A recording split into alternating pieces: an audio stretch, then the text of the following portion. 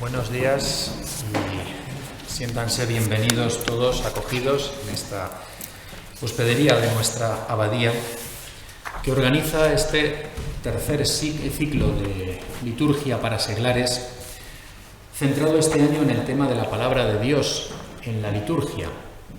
Es el padre Juan Pablo Rubio, a quien tengo a mi derecha, quien ha organizado las diversas conferencias, quien ha ideado el tratar este asunto y cómo estructurarlo, dado que este año precisamente ha tenido lugar la publicación de los nuevos leccionarios para la liturgia en España, de lo cual nos va a hablar don Manuel Fanjul, quien tengo el gusto de tener a mi izquierda, y lo presentará el padre Juan Pablo. La palabra de Dios es un tema central en la Sagrada Liturgia.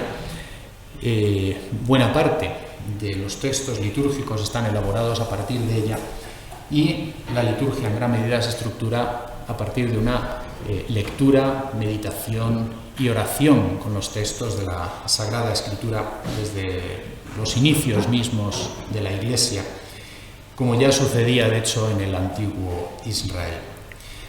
Con esta breve presentación no me quiero extender más, porque a quien deseamos escuchar es a don Manuel Fanjul. Quiero dejar inaugurado este tercer ciclo de liturgia para seglares, agradecer también a las personas que más directamente han colaborado en su organización.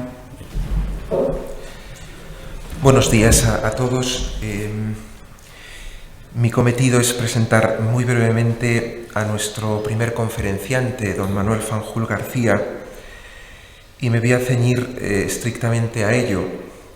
Es un presbítero diocesano de la Archidiócesis de Oviedo, aunque su trabajo al servicio de la Iglesia en España, de la liturgia especialmente, lo desempeña en Madrid, en la Conferencia Episcopal Española. Es también capellán conventual ad honorem de la Soberana Orden de Malta. Hace unos años teníamos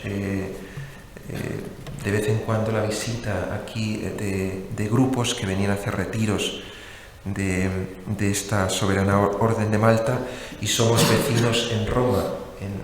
De hecho, la dirección de San Anselmo, de nuestra Universidad Romana, es precisamente Plaza Caballeros de Malta, que viven en el edificio de enfrente.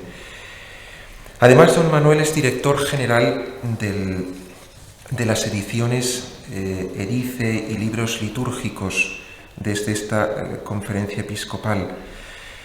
Es profesor, además en el ámbito de la docencia, pues trabaja en la Facultad de Teología, en el bienio de liturgia de la Universidad Eclesiástica San Damaso, y es responsable de las celebraciones litúrgicas del obispo auxiliar de Madrid, don Juan Antonio Martínez Camino, de la Conferencia Episcopal Española y de la Universidad Eclesiástica San Damaso. Yo creo que es la persona más adecuada y mejor preparada para ofrecernos una presentación del trabajo que hay detrás de los nuevos leccionarios de la Palabra de Dios, y que está en curso de publicación, y de los objetivos que se han perseguido con esta publicación, con esta gran empresa editorial al servicio de la liturgia.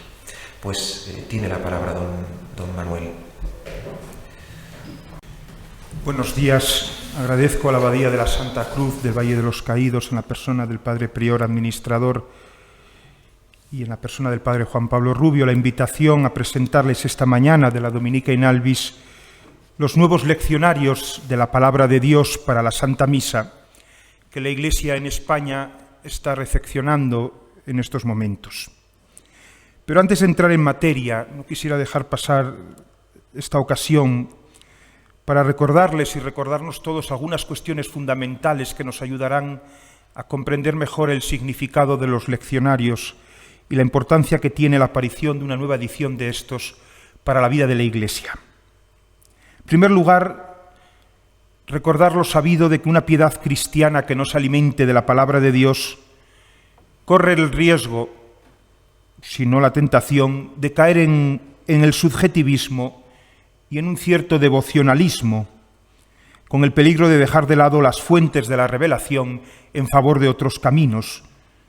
Esto no es una amenaza que podría suceder si nos apartáramos, sino que ha sido una realidad en determinados momentos históricos de la vida de la Iglesia.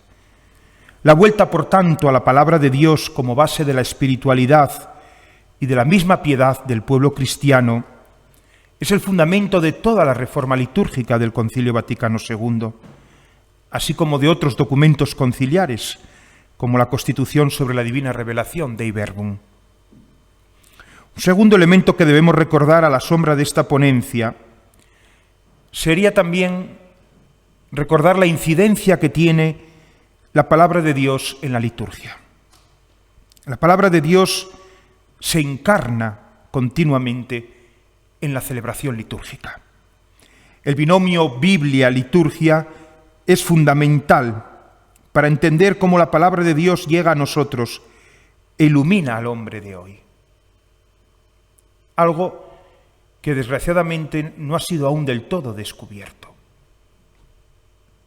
Los que nos dedicamos al ámbito de la liturgia seguimos experimentando, no con cierta tristeza, que cuando somos llamados como ponentes o como consultores, se nos sigue viendo más como hombres que saben de rúbricas y de ritos, que como personas que pueden ayudar a comprender y a desarrollar mistagógicamente esta relación que hay entre la palabra de Dios y la celebración litúrgica cristiana. La Biblia no es un elemento más de los componentes de la acción litúrgica. La Biblia es el elemento esencial, como nos recuerda la Constitución Conciliar sobre Liturgia en su número 24. Leo textualmente: en la celebración litúrgica la importancia de la Sagrada Escritura es sumamente grande, pues de ella se toman las lecturas que luego se explican en la homilía y los salmos que se cantan. Las preces, oraciones e himnos litúrgicos están penetrados de su espíritu y de ella reciben su significado las acciones y los signos. Por tanto, decía el concilio, para procurar la reforma, el progreso y la adaptación de la Sagrada Liturgia, hay que fomentar aquel amor suave y vivo hacia la Sagrada Escritura que atestigua la venerable tradición de los ritos, tanto orientales como occidentales. Cierro hasta aquí la nota. El binomio Biblia-liturgia, a lo largo de los siglos, se ha ido enriqueciendo mutuamente, de modo que se puede decir que la liturgia es la Biblia transformada en palabra proclamada, en palabra rezada y en palabra actuada. La liturgia es la palabra de Dios celebrada. Se puede aplicar también a la palabra de Dios cuanto la Schola Lacensis y el mismo don Odo Kassel proponía sobre el culto cristiano, como actualización real de la misma obra de la redención, bajo el velo de los ritos y de los símbolos de la liturgia, lo cual quiere decir una acción concreta que hace presente una acción pasada. La proclamación de la palabra de Dios en la acción litúrgica produce el mismo efecto de actualización del hecho proclamado, pues reactualiza el acto salvífico que se está escuchando en la lectura. En las lecturas, dicen los padres y recoge el concilio, Dios habla a su pueblo y el mismo Cristo, por su palabra, se hace presente en medio de sus fieles. El pueblo canta y aclama la palabra de Dios porque reconoce que quien le habla es su Dios y quien se hace presente por medio de esta palabra es su Señor y Salvador.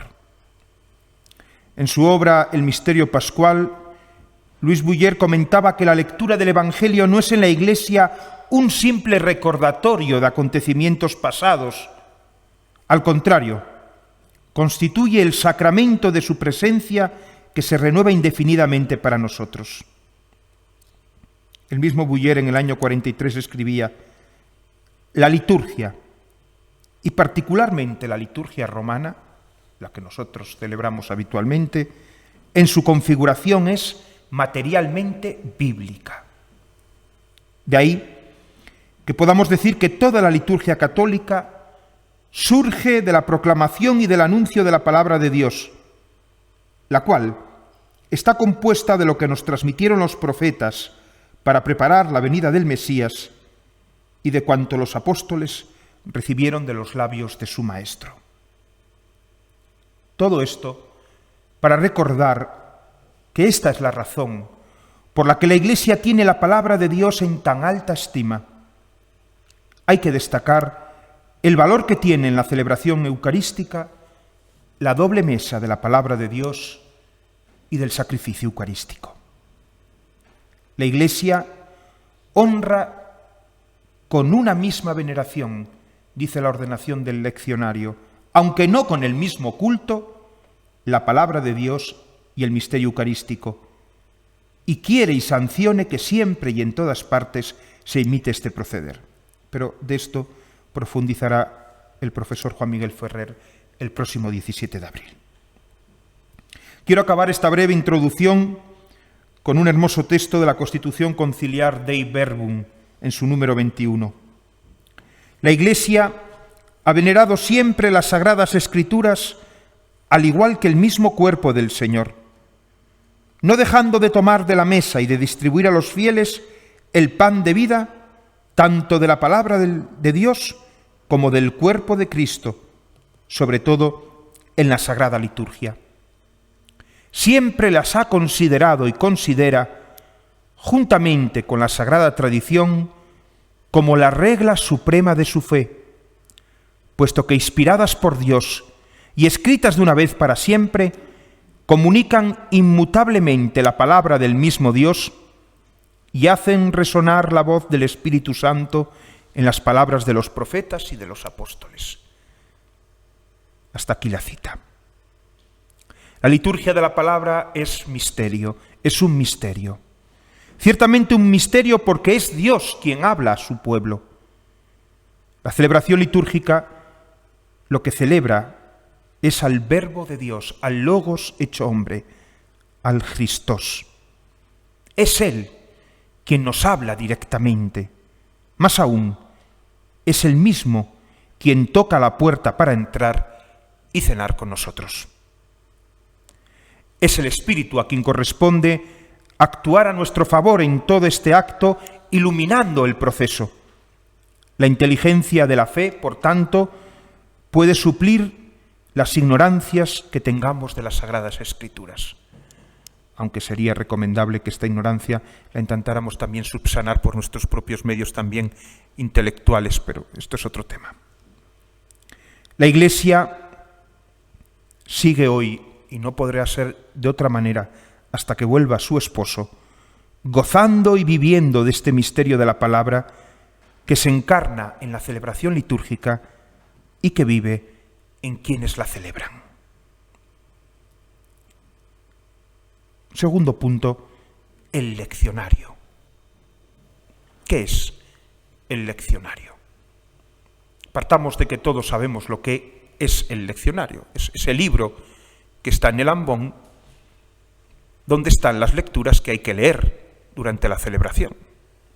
Podríamos, por tanto, pensar que no es más que un subsidio práctico para no tener que ir como en hilo tempore a la Biblia con un papelito buscando la lectura que hay que leer, ¿no? Que muchas veces, viendo cómo se le trata, pues puede parecer que es esto, ¿no? Es un subsidio, es un fascículo que está ahí para no tener que andar buscando la Biblia, la primera lectura y el Salmo y la segunda y el Evangelio, ¿no? Una cosa práctica, sin más. El leccionario es mucho más que todo esto. El leccionario es un libro signo de la palabra de Dios. El libro signo de la presencia de la palabra de Dios en la liturgia. Recuperado ciertamente como libro litúrgico propio por la reforma litúrgica ordenada por el concilio. Saben que hasta el concilio, hasta la reforma conciliar, todo estaba en el mismo volumen, en el misal. Allí estaba la palabra de Dios que se proclamaba y la eucología que se oraba y con la que se oraba. Lo que justifica realmente aquellas preciosas y lujosas ediciones del misal no eran por el misal como tal, sino porque eran también el libro que contenía la palabra de Dios. La Biblia no es todavía el leccionario. A mí alguien me decía hace 2 días en mi despacho, pues lo que teníais que hacer era una Biblia como la que habéis hecho oficial, pero grande y con un buen sistema para buscar las lecturas. La Biblia no es todavía el leccionario. El leccionario supone un proceso, una selección y una ordenación de los pasajes bíblicos de cara a ser proclamados en la celebración. Este trabajo, llevado a cabo por uno de los chetus del Concilium que aplicó la reforma litúrgica, ha hecho posible que hoy, en el rito romano de la Iglesia Católica, contemos con el leccionario más grande y más rico de la palabra de Dios de toda la historia de la liturgia. Nunca antes, ni en nuestro rito ni en los demás ritos de la liturgia cristiana, ha existido un leccionario tan amplio y tan rico. Si alguna vez viajan, por ejemplo, a Inglaterra y se toman la curiosidad de entrar en una celebración dominical anglicana, comprobarán que las lecturas que utilizan están tomadas del leccionario romano, porque son conscientes de que esos católicos perversos que desprecian la palabra de Dios tenemos el mejor leccionario de la palabra de Dios que se puede tener. Esto como curiosidad. Todo el Nuevo Testamento y gran parte ahora del Antiguo se encuentra dispuesto en el nuevo leccionario posconciliar para nutrir la fe de las comunidades en todo el conjunto de leccionarios que están actualmente en vigor. Yo esta mañana he venido a hablar del nuevo leccionario de la misa, pero es evidente que tenemos el leccionario de la misa, el leccionario para la celebración de los sacramentos y los leccionarios del oficio divino, es decir, las lecturas que se han de proclamar en cada una de estas celebraciones. Es fácil comprender por qué del concilio y de su reforma litúrgica brota un leccionario de tal calidad y riqueza. Y es que en el Concilio Vaticano II desembocaron 2 grandes movimientos, como 2 grandes afluentes, que han resultado extraordinariamente beneficiosos para la vida de la Iglesia: el movimiento litúrgico y el movimiento bíblico. El concilio, en efecto, resaltó la importancia objetiva de la presencia de la palabra de Dios en la liturgia, tanto en Dei Verbum como en Sacrosanctum Concilium. En este último documento, en su número 51, afirma el concilio: a fin de que la mesa de la palabra de Dios se prepare con más abundancia para los fieles, ábranse con mayor amplitud los tesoros de la Biblia, de modo que en un periodo determinado de años se lean al pueblo las partes más significativas de la Sagrada Escritura. ¿Qué es el leccionario que tenemos hoy?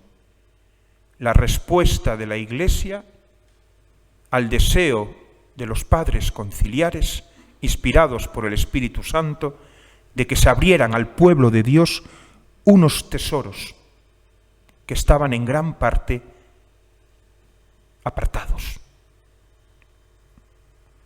Los tesoros bíblicos es la palabra de Dios fijada por escrito en las Escrituras bajo la inspiración del Espíritu Santo.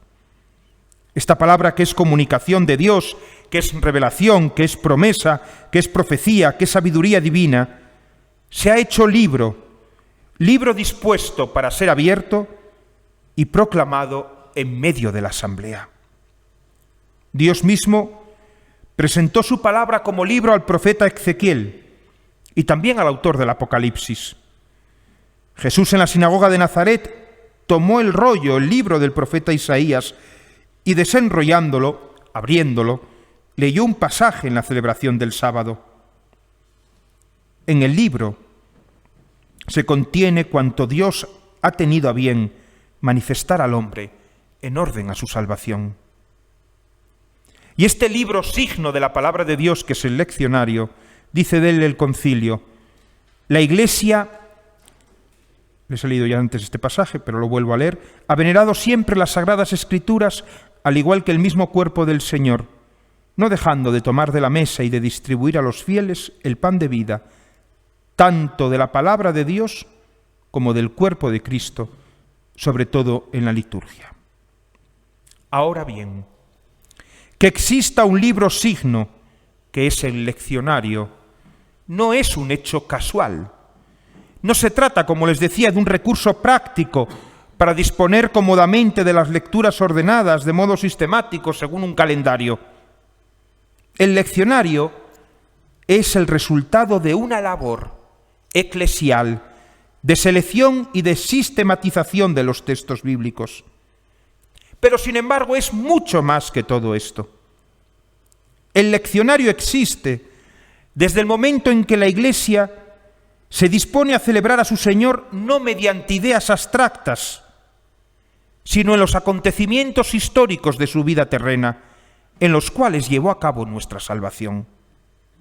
Por eso, la justificación de la existencia del leccionario no viene dada por una realidad práctica, viene dada y está insinuada en una escena típicamente pascual. En aquel pasaje que la Iglesia nos propone que podemos leer el día de Pascua cuando celebramos la Eucaristía al atardecer. Es la aparición del resucitado a los discípulos de Emaús, en el curso de la cual dice que el Señor, comenzando por Moisés y siguiendo por los profetas, les iba interpretando en todas las Escrituras cuanto a él se refería. Por esto la Iglesia, cada domingo, no solamente nos propone un evangelio, sino que, excepto en el tiempo de Pascua en el que estamos durante todo el año, nos propone primero escuchar una lectura del Antiguo Testamento, en la cual ya se estaba hablando del mismo Señor al que nos vamos a encontrar en el Evangelio. Porque la Iglesia, madre y maestra, hace con nosotros, cada vez que celebramos la Eucaristía, y antes de partir para nosotros el pan, aquello que Cristo hizo con los de Emaús. Explicarles, comenzando por Moisés y siguiendo por los profetas, todo cuanto a él se refería en las Escrituras. La Iglesia, por tanto, no en un laboratorio de técnicos, sino bajo la iluminación del Espíritu Santo, Espíritu que nos ha sido entregado también para comprender las Escrituras, debe poner a sus hijos, bautizados y confirmados con el don del Espíritu, en un contacto vivo y eficaz con los hechos y las palabras de salvación que Jesucristo realizó en su vida terrena, singularmente en el misterio pascual de su pasión, muerte, descenso a los infiernos y resurrección. Y esto lo hace la Iglesia mediante la selección de aquellos textos bíblicos que han de ser proclamados en la liturgia de la palabra, es decir, el orden de lecturas de cada celebración, y también con la homilía, cuando ésta merece ser llamada tal. No existe otro modo de recordar, de celebrar y actualizar la presencia del misterio de la salvación en la Iglesia, que recordando, celebrando y actualizando, lo que supone por tanto también viviendo, los hechos y las palabras que Cristo realizó para salvarnos. Ahora bien, estos hechos y palabras constituyen el centro de toda la historia de la salvación y son el cumplimiento y la meta de una larga espera y preparación que conocemos como el Antiguo Testamento. Se comprende, por tanto, que en el programa celebrativo contenido en la liturgia de la palabra y cuyo conjunto forma el leccionario, se base fundamentalmente en el pasaje evangélico en torno al cual se estructuran todos los demás textos que se proclaman. Cristo es el centro de toda la Escritura, a la que da unidad y sentido, tanto a lo que llamamos el Antiguo Testamento como el Nuevo Testamento o escritos apostólicos. De ahí la necesidad de proclamar por orden y de manera gradual, en el curso del año litúrgico, aquellos hechos y palabras del Evangelio, pero de reorganizar también en torno a estos hechos y palabras el resto de lecturas y los cantos que los acompañan. En esto, en esta misión que tiene la Iglesia, consiste la razón de ser y la esencia del leccionario de la palabra de Dios en la liturgia. Por consiguiente, a la pregunta ¿qué es el leccionario? Podemos responder que es el modo normal, habitual y propio que tiene la Iglesia de proclamar en las Escrituras la palabra viva de Dios, siguiendo los hechos y las palabras de salvación cumplidos por Cristo y narrados en los Evangelios. El leccionario no es un orden caprichoso de los textos o interesado en orden a no sé qué otra cosa. El leccionario es el resultado de una profundización e interpretación litúrgica que la Iglesia ha ido haciendo y hace en cada tiempo y lugar, guiada por la luz del Espíritu Santo. Esto explica que cada iglesia y cada rito litúrgico ha tenido no uno, sino muchos leccionarios a lo largo de su historia y en ocasiones varios simultáneamente.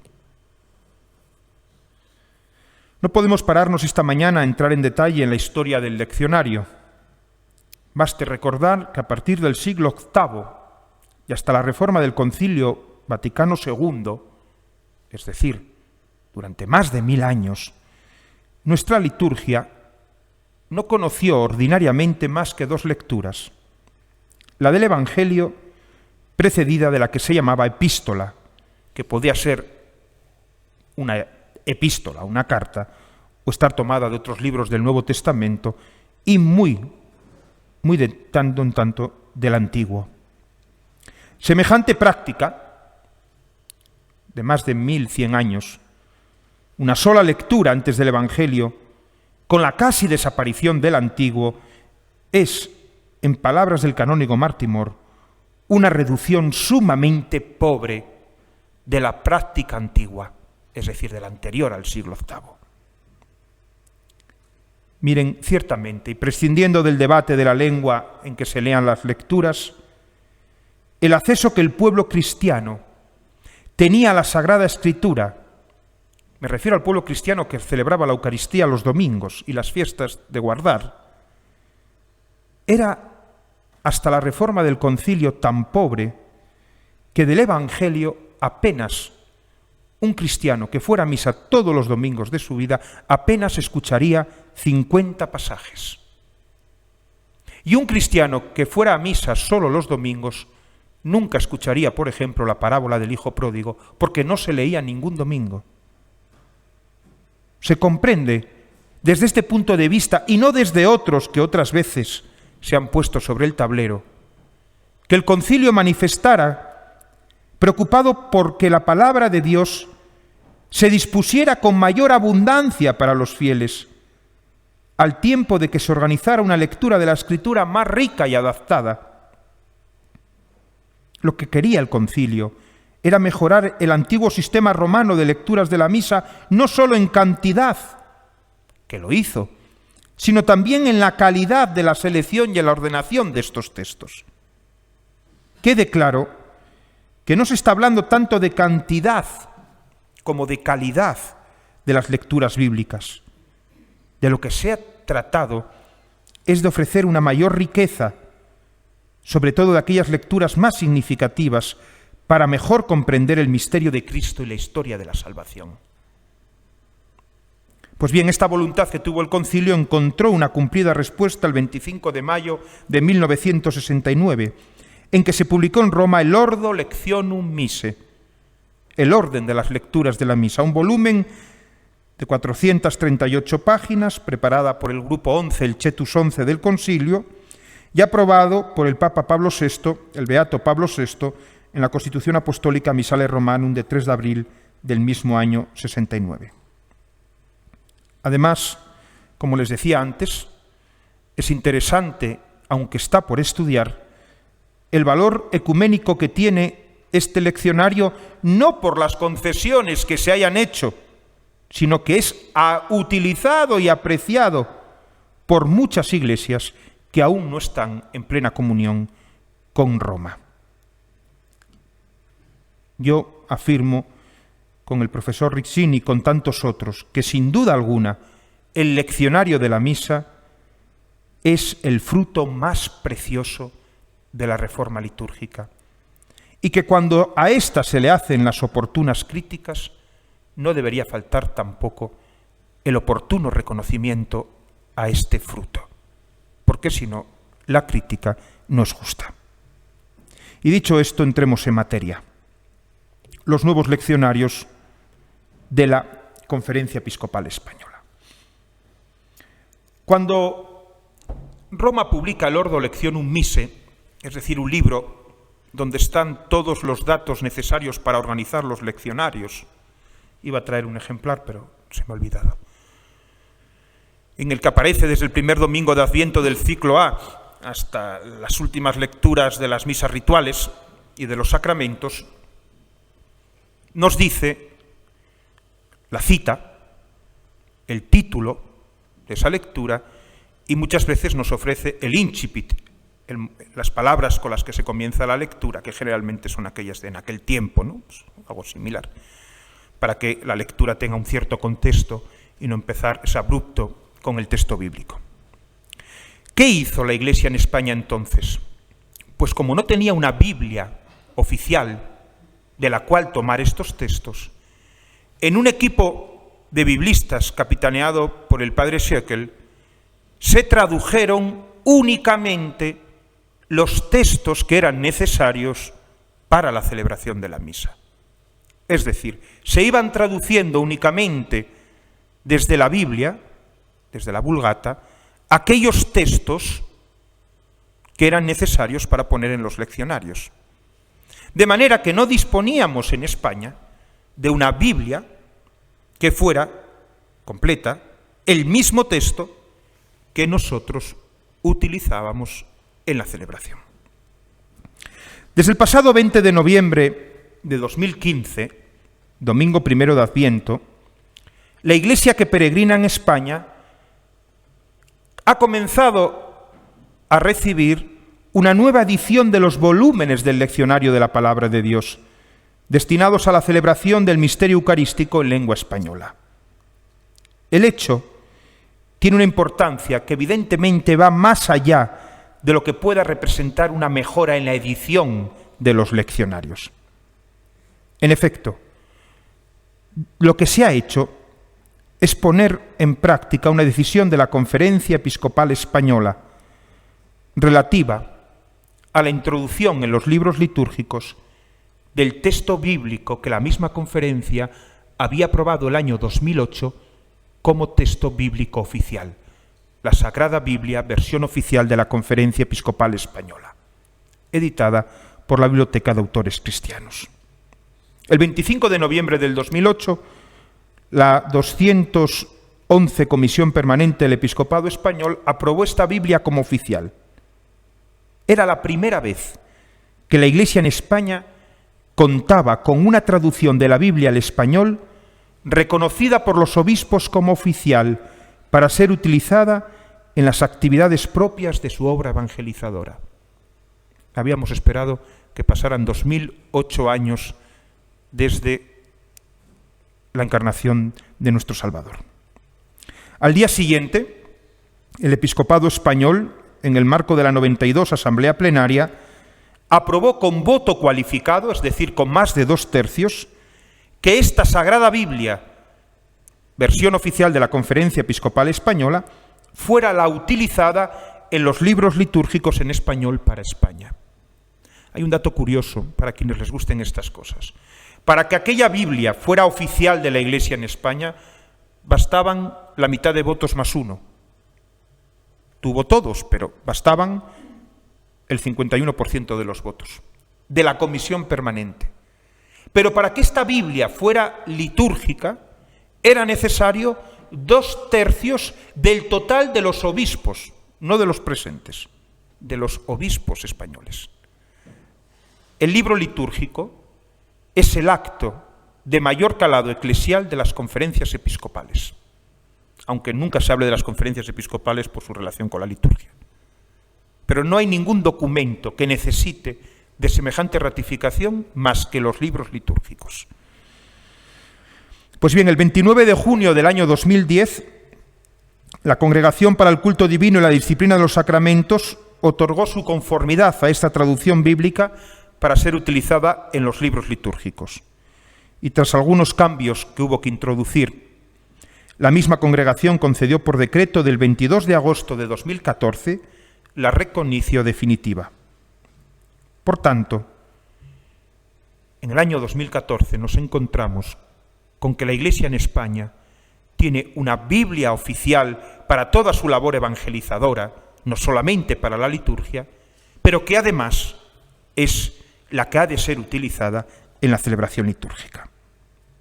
Con este texto comenzamos a trabajar para preparar en primer lugar la edición de los leccionarios de la misa. Después vendrán la liturgia de las horas y los demás textos.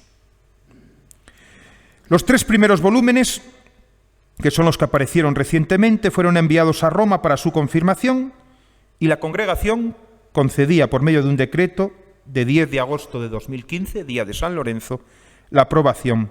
Roma tiene que aprobar que la Biblia sea litúrgica, Roma tiene que aprobar cada uno de los leccionarios.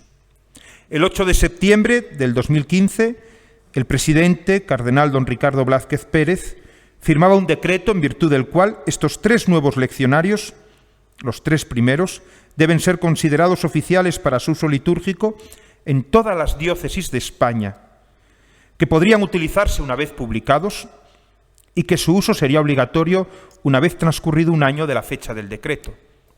Es decir, ahora mismo estamos en un estado en que se pueden utilizar los nuevos leccionarios y los anteriores, pero a partir del 8 de septiembre de este año 2016 es obligatorio utilizar los nuevos. Estos 3 volúmenes han aparecido en virtud de que se pueda celebrar la misa todos los domingos, las fiestas del Señor y las ferias del año litúrgico 2016 en el que estamos. Para las memorias de los santos y las demás celebraciones siguen en vigor los anteriores hasta que aparezcan las nuevas ediciones. Nos encontramos, por tanto, ante una nueva generación de libros litúrgicos en España. Novedosa, sobre todo, por el texto que contienen, los textos bíblicos tomados a partir de la Sagrada Biblia versión oficial. Y novedosa también por su edición, en su formato, en su maquetación y en su encuadernación. Un hecho tan significativo mereció un acto de presentación oficial de esta nueva edición del Leccionario de la Misa que tuvo lugar a la hora del Ángelus del 11 de noviembre de 2015 en la sala de la Asamblea Plenaria de la Casa de la Conferencia Episcopal Española, la misma donde había sido aprobado este texto. Un acto presidido por el cardenal presidente, por el presidente de la Comisión Episcopal de Liturgia, obispo de León, por don Juan Miguel Díaz Rodela, secretario técnico de la Comisión de la Sagrada Biblia, el director del secretariado de la Comisión Episcopal de Liturgia y un servidor. ¿Qué significado tiene para la Iglesia en España la nueva edición de los leccionarios de la misa?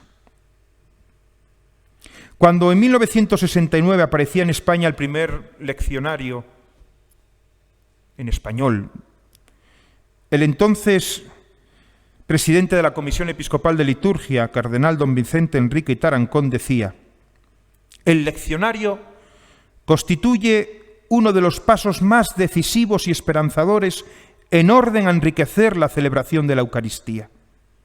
El Concilio ha subrayado la importancia de la Sagrada Escritura en la liturgia y en la vida de la Iglesia. El tiempo ha confirmado aquellas apreciaciones del cardenal Tarancón. Han transcurrido 47 años y ahora asistimos a una nueva publicación que es también actualización y notable mejora, no solamente en cuanto al texto bíblico, de acuerdo con la decisión de la Conferencia Episcopal de contar con esta versión de la Biblia que sea litúrgica, sino también en cuanto a la misma edición de los volúmenes. Miren, hay algo que sucede después del concilio, y es que se empiezan a publicar en Roma los libros litúrgicos en una calidad ínfima, por una razón. Porque cuando después del concilio, por ejemplo, se publica el ritual del bautismo, no se publica para celebrar bautismos, sino para que las conferencias episcopales preparen la traducción a la lengua vernácula de ese ritual. ¿Esto qué supuso? Un detrimento de la calidad de las ediciones. En el fondo era un libro de trabajo, un material de trabajo para preparar los rituales. ¿Qué sucedió? Que las conferencias episcopales recepcionaban estos formatos y se mimetizaban. Es decir, comenzaron a aparecer libros para celebrar en la misma calidad que aquellos otros que se les enviaban para trabajar, lo que supuso evidentemente un detrimento grande en la calidad editorial de los libros litúrgicos, por una mala comprensión de aquellas ediciones que llegaban como edición típica desde Roma. Evidentemente hemos querido en esta edición también subsanar esta parte deficitaria de la Reforma, y por ello se ha tomado un especial empeño también en la edición de los libros litúrgicos. Ese texto bíblico que utilizamos ahora no se preparó en 4 días, como se pueden imaginar. Han pasado 20 años desde que la Conferencia Episcopal encomendó a don Domingo Muñoz y a casi 25 biblistas de España y Latinoamérica preparar esta nueva versión que tenemos ahora como oficial de la Iglesia y como litúrgica de la Iglesia que peregrina en España. En su prólogo, cuando fue editada en la BAC, el entonces presidente de la Conferencia Episcopal, cardenal don Antonio María Rouco Varela, decía que tenemos un texto que, escuchado en las celebraciones litúrgicas, meditado en la oración personal y familiar, asimilado en la catequesis y en la enseñanza escolar de la religión católica y estudiado en las ciencias eclesiásticas, este texto está llamado a ayudar a conocer mejor y a amar con todo el alma a Jesucristo y a ser sus testigos en el mundo. En este párrafo, el cardenal Rouco recoge perfectamente el valor de la palabra de Dios en la vida de la Iglesia. No es hoy el momento de hablar de la traducción como tal, pero hubo algunos criterios que no vamos a decir que han sido todos respetados al 100%, pero los criterios yo ya he descubierto que no están para que se respeten nunca al 100%, ¿no? Lo importante es que se respeten lo máximo posible. Un criterio fue que en la medida de lo posible los salmos no variasen mucho, porque evidentemente han alimentado la espiritualidad no solamente de las comunidades monásticas, sino de todo el pueblo de Dios durante estos años, y una nueva traducción ex novo podría resultar. A mí me está sucediendo estos días, yo celebro todos los días en la capilla de la Conferencia Episcopal la misa, y como cambie una respuesta, el salmista nos la propone y inmediatamente la asamblea repite aquella que sabía de antes, ¿no? Porque eso ha calado y es lógico. Entonces en los salmos se pidió que no hubiera muchas variaciones. Y también se les pidió un esfuerzo, que esto para los biblistas les resulta un poco más difícil. Y es que aunque evidentemente tenían que partir de los originales en hebreo, en arameo y en griego, debían tener presente que el texto oficial en latín, el texto oficial de la palabra de Dios para la liturgia es la Nueva Vulgata. Y por tanto esto había de ser muy tenido en cuenta. A los biblistas esto les resulta un poco más difícil, porque les parece esto como muy son más fontes, ¿no?, por criterio, pero luego veremos las dificultades que esto ha traído. Bien, teníamos la Biblia, teníamos el Ordo Lectionum Mise, que es quien nos dice cuáles son las lecturas que hay que preparar para cada día, qué títulos tienen, qué incipit hay que poner. Había que empezar el trabajo que ha sido llevado a cabo por el Secretariado de la Comisión Episcopal de Liturgia y por la editorial Libros Litúrgicos. Al frente de este trabajo hemos tenido a doña Elena Delgado, que está aquí hoy con nosotros, que ha sido la responsable de la edición de los nuevos leccionarios. Había que convertir el texto bíblico en texto litúrgico y para ello había que llevar a cabo una labor que parecía fácil. Hoy tenemos esa función que yo considero cuasi demoníaca, que se llama cortar y pegar, que tanto le gusta a los alumnos cuando preparan trabajos y a los... pues creíamos que teniendo la Biblia en Word y teniendo delante las citas y las lecturas, pues esto está chupado, ¿no?, dirían los críos, ¿no?, esto está hecho. Pero ciertamente descubrimos que se trataba de un trabajo más difícil y que exigía una concentración y una dedicación que en el fondo ha sido muy positiva para los que hemos trabajado en ella, pero que nos ha ido ofreciendo unas dificultades. Había que colocar los incipit. Los incipit son esa parte que se coloca antes de la lectura para hacerla más comprensible, porque es la que nos sitúa el lugar o el tiempo o que nos muestra el sujeto de la acción. Otro aspecto que ha exigido profundizar y estudiar es lo que la ordenación de las lecturas de la misa llama la indicación del texto, es decir, la cita. ¿Qué sucede? Pues que el Ordo Lectionum Mise cita por la Vulgata,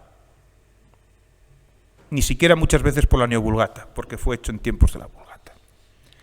Pero los profesores que han preparado la Sagrada Biblia no han hecho cuadrar las citas de la Sagrada Biblia con las de la Vulgata, en muchos casos, quiero decir, los numeritos de los versículos, en definitiva, es a lo que me refiero. ¿Qué sucede?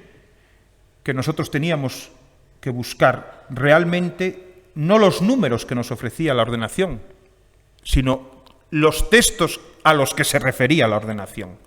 Por tanto, había que hacerlo siempre, no solamente con la ordenación, sino con la Vulgata y el leccionarium en latín delante, y muchas veces no con pocas dificultades, lo que da lugar a que este trabajo pues, no sea tan sencillo como cortar y pegar.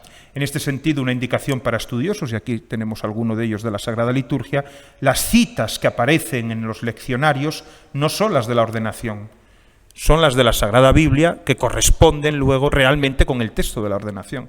Porque a mí ya me ha llegado algún rumor de que hay errores, no son errores, son adaptaciones porque la Biblia está citada como está. ¿Hay algún ejemplo paradigmático que le ha sacado a esta señorita alguna cana y a algunos otros? Hay, por ejemplo, textos del libro de Esther que en la Neovulgata aparecen como texto bíblico, pero los estudiosos de la Biblia no lo reconocen como tal y lo ponen como nota a pie de página. Podemos decir que hoy tenemos en el leccionario textos que están en la Biblia como nota a pie de página, no como texto bíblico, y además con una citación muy extraña. Bien, todo esto no me entretengo, pero ha hecho que el trabajo muchas veces se haya ralentizado. En otros casos, pues hemos encontrado que el Ordo Lectionum Mise es un texto que no es perfecto, que tiene también sus errores internos, y en esto nos ha permitido también un trabajo con la congregación de hacerles partícipes de esta labor. Y por último, los títulos. No sé si ustedes están acostumbrados a, después de la oración colecta, subir al ambón y proclamar las lecturas en las celebraciones de la misa. Hay unas frases que están en rojo antes de cada lectura y que los curas dicen siempre, esto no se lee. No es verdad. Eso lo que no se hace es, no se proclama. Pero hombre, hay que leerlos. Lo que no hay que leerlos es en voz alta, claro. Pero hay que leerlos, que están ahí para algo. esos títulos en rojo ayudan mucho a comprender. Hay una tesina presentada en San Anselmo de la relación entre esos títulos de la primera lectura, por ejemplo, y la respuesta al Salmo responsorial, ¿no? Claro que hay que leerlos. Lo que no hay que hacer es leerlos en voz alta, pero hay que leerlos. Pues bien, esto también ha exigido un trabajo minucioso, porque en muchos casos pues, no son textos exactos del cuerpo de la lectura. Hasta aquí más o menos las dificultades. Y para acabar ya, les hablo del trabajo editorial que hemos llevado a cabo. Ya teníamos los textos, pero además había que hacer un libro, y un libro que tenía que ser un libro signo. Un libro, yo siempre recordaré el día que se lo presenté ya hecho al comité ejecutivo de la Conferencia Episcopal, que el cardenal don Antonio Cañizares, que había sido tantos años prefecto del culto divino, al verlo, lo cogió y dijo: esto es una nueva generación de libro litúrgico. Este ya no es hermano de los que había, este ya es un primo avezado. Y el sotosecretario, el padre Mayoni, también en la congregación, cuando se los entregamos y lo cogió en sus manos, lo besó y dijo: al fin un libro santo. Esto nos ha confirmado en que había que seguir trabajando en esto de las ediciones, ¿no? Y para esto se ha encargado la editorial Libros Litúrgicos. En el año 2008, la Conferencia Episcopal Española creó un sello editorial dedicado específicamente a la edición de los libros litúrgicos oficiales en español para España. Desde entonces, nuestra misión ha sido encargarnos de las reimpresiones de los libros litúrgicos anteriores, los de aquella primera generación posconciliar y que han estado en vigor hasta la fecha. También, en coedición con la ABAC, hemos comenzado a preparar las ediciones litúrgicas de los episcopados de México, de Colombia y de Perú, y colaboramos con la Comisión Episcopal de Liturgia del Episcopado Portugués en la edición de sus libros. La Conferencia Episcopal Española es la única del mundo que tiene una editorial propia y exclusiva para los libros litúrgicos. O sea que también es verdad que si no los hacemos medianamente bien, es para matarnos, ¿eh?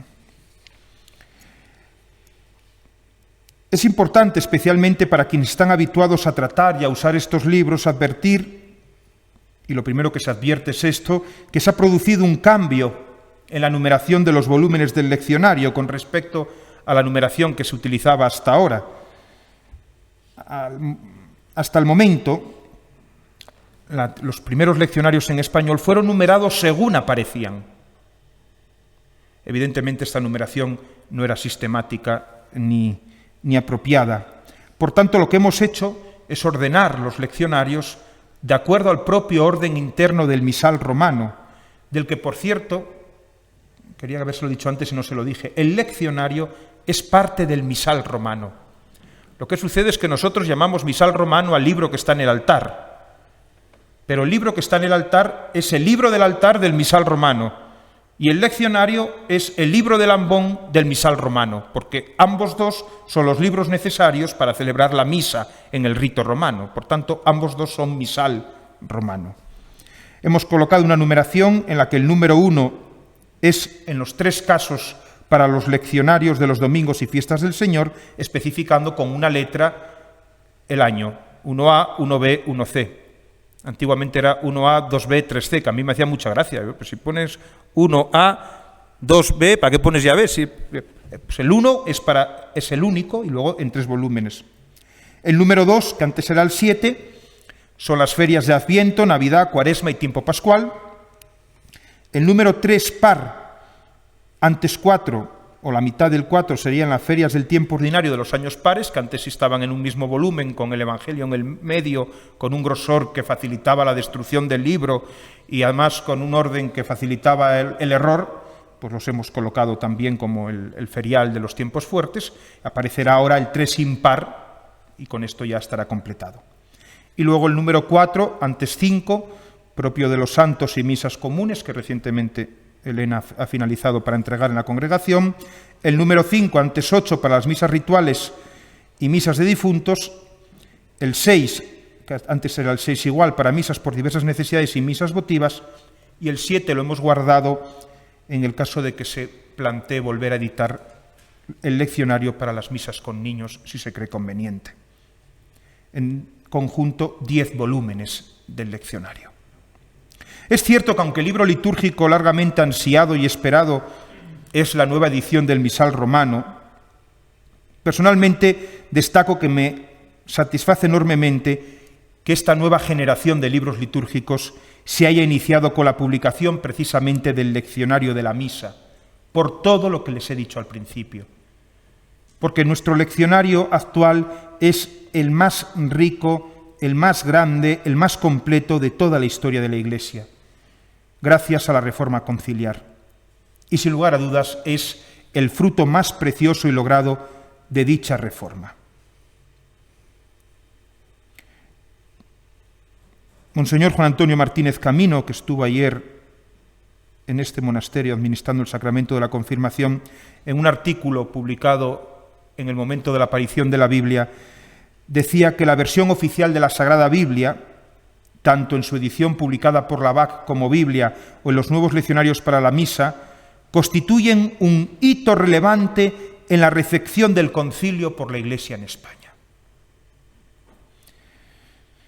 Bien, sobre el contenido de los libros destaco que en todos los volúmenes de esta nueva serie se incorpora una presentación que ha sido escrita y firmada por el obispo de León y presidente de la Comisión Episcopal de Liturgia, que constituye un breve pero brillante tratado sobre el leccionario de la misa en general y sobre las ediciones que se han publicado en lengua española desde el concilio. Aparece también los decretos relativos al Ordo Lectionum Missae y todos los decretos de aprobación para que estos libros sean oficiales. Y siguen finalmente la tabla relativa a las principales celebraciones del año litúrgico desde el presente año hasta el año 2038. Una tabla que no sabemos si mantendrá su vigor hasta ese año, si por fin se toma esa decisión tan hablada y de la que tanto se ha dicho del cambio de la fecha de la Pascua, porque efectivamente esa tabla, claro, está en función. Yo albergo la esperanza de que siga teniendo vigor hasta la parusía. Y ya para acabar, voy a hacer una breve presentación de la maquetación del libro, porque es algo en lo que habitualmente no caemos y que tiene detrás una teología y una pastoral, y por tanto, si algún día se aburren y deciden tomar el libro en sus manos para ver esto, pues les ayudará un poquito. Aunque no lo vean, pues luego van al leccionario, recuerdan estas cosas que les he dicho y lo podrán ver con mayor claridad, ¿no? En primer lugar, hemos tomado una decisión importante en los leccionarios, y es que junto al uso de los colores, que son los que nos indican qué es lo que se proclama y lo que no lo que se lee y lo que no, sino qué es aquello que se proclama en voz alta y lo que no se proclama, todos sabemos que viene dado por el uso del color negro y rojo.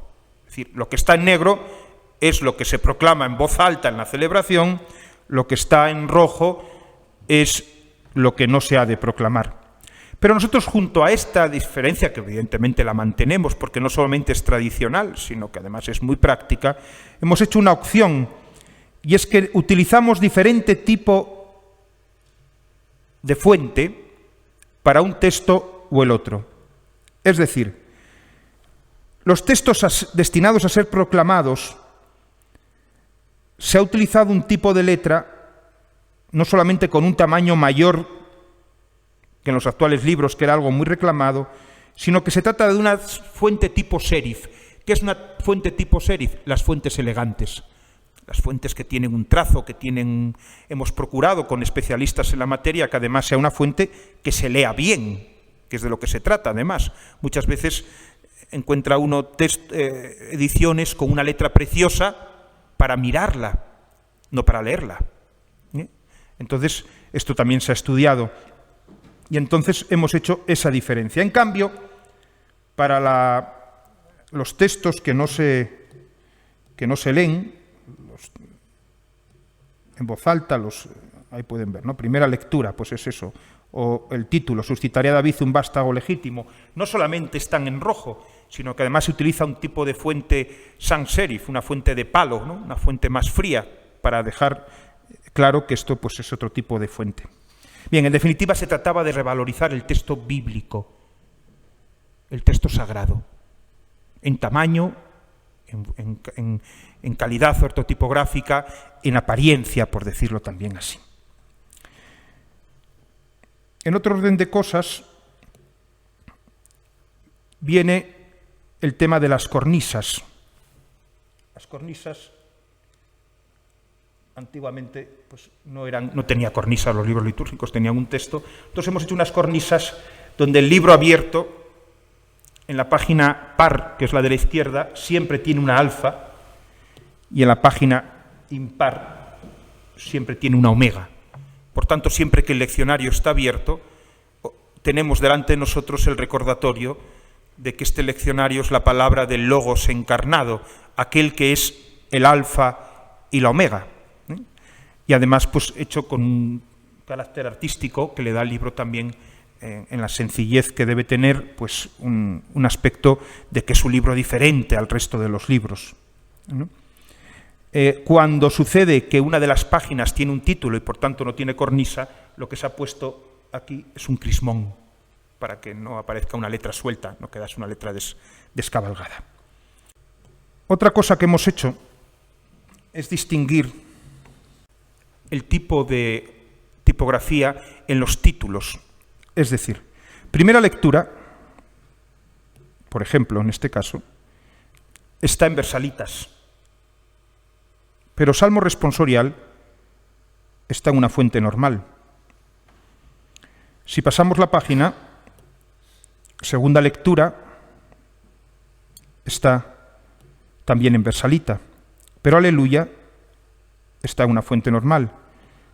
Evangelio está también en versalita.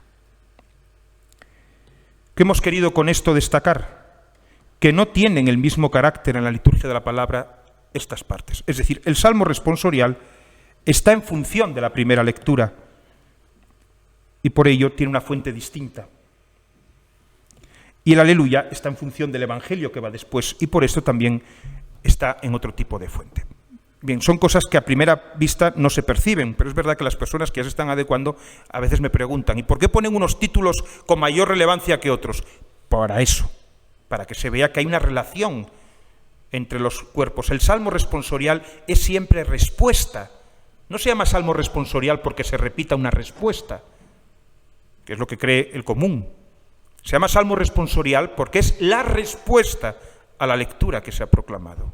No por las respuestas que nosotros luego cantamos o maldecimos. No maldecimos de maldecir, sino que está mal decirlas sin cantarlas, que es lo que quería decir. Bien, otro aspecto es que incluso los espacios los hemos utilizado para marcar este tipo de relación. Me explico. Desde el final de la primera lectura a Salmo responsorial hay una distancia en blanco menor que del final del Salmo a la segunda. Esto ya sé que es panota, ¿eh? Y además no lo vayan a mirar porque seguro que encuentran un caso en el que nos hemos equivocado, ¿eh? Pero también los espacios en blanco se han colocado en orden a facilitar la comprensión de la relación de los textos entre sí. Antiguamente el título de la lectura estaba en el centro. Los títulos estaban en el centro. Segunda lectura y el título en el centro. Nosotros los hemos justificado por la izquierda. ¿Por qué? Porque en el fondo son cosas secundarias y lo secundario no debe ocupar la centralidad o no debe parecerlo. En cambio, en el centro hemos colocado esta cruz, que es una rúbrica, significa que hay que signar el libro, pero al mismo tiempo hemos aprovechado ese signo que es rúbrica también para visualizar que es la culminación de la liturgia de la palabra, la proclamación del Evangelio.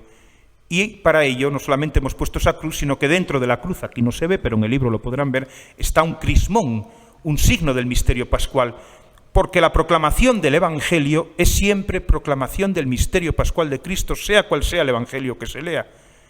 Siempre que se proclama el Evangelio, en definitiva, como dicen los padres, los cristianos estamos escuchando al ángel diciendo que el sepulcro está vacío.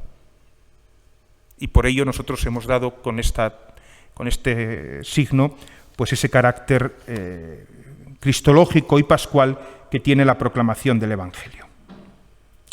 Ven que también siguiendo la tradición al principio de las lecturas hemos utilizado el sistema de una letra capital, que en la primera y segunda lectura es más sencilla, tomada de la misma fuente que el resto del texto, pero que en el caso de los evangelios, por la misma razón que decíamos, se han hecho unas letras artísticas diseñadas ex professo. Es verdad que digo siempre que es el abecedario más caro de la historia de la tipografía, porque hemos pagado el abecedario entero y con la E y poco más se cumple la necesidad, pero bueno, lo importante era tenerlas y ya están hechas, Dios quiera, para otras cosas también. Bien, hay otras cosas de orden menor, pero veo que hemos llegado a la hora, ¿verdad? Y entonces, pues hasta aquí lo que yo puedo compartir con ustedes con respecto a la nueva edición de los leccionarios en español. En definitiva, concluyo diciéndoles que este trabajo ha sido un servicio científico y editorial, pero que en el fondo quiere ser servicio pastoral. El otro día, en Perú, en agosto, con un obispo misionero, me preguntaba, después de decir, pues ¿cuántas cosas hace usted? ¿Y de pastoral usted hace algo? Digo yo, sí, libros. Porque este es un servicio pastoral, en orden a ofrecer una aportación significativa, creemos y esperamos, en la tarea que urge a toda la Iglesia desde el Concilio de seguir abriendo a los hombres y a las mujeres de nuestro tiempo los tesoros que se contienen en la Sagrada Escritura. Muchas gracias por su atención.